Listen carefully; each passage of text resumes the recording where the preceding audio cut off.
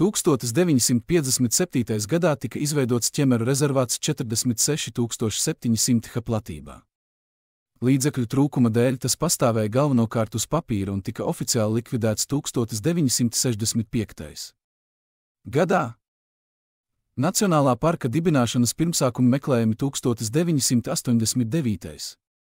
gadā, kad viens no Latvijas vadošajiem ornitologiem Māris Strasts izvēlējās ķemeru apkārtni melno stārķu pētniecības projektam. 1992. gadā fondā tika uzsākts projekts Ķemeru Nacionālais parks, projekta vadītājs Māris Kreilis. 1993. gadā ķemeros notika melnajiem stārķiem veltīta konference. Tajā piedalījās Eiropas dabas mantojuma fonda Euronatur pārstāvis Martins Šneider-Jacobi,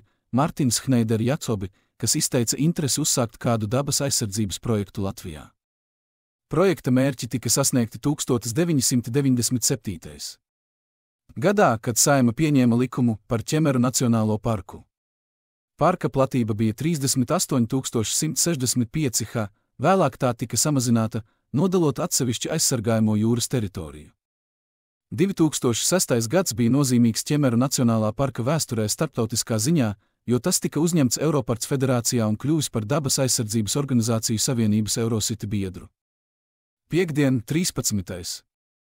augustā 2019. gada atklāts atjaunotais un pārbūvētais Ķemeru vēsturiskais parks, valsts nozīmes kultūras un arhitektūras piemineklis. Atjaunošanas darbi veikti vairāk nekā 20 hektāru platībā, saglabājot parka kultūrvēsturiskās un ainaviskās vērtības, kā arī parka pamatfunkcijas, kas nodrošina rekreācijas iespējas visām iedzīvotāju paudzēm.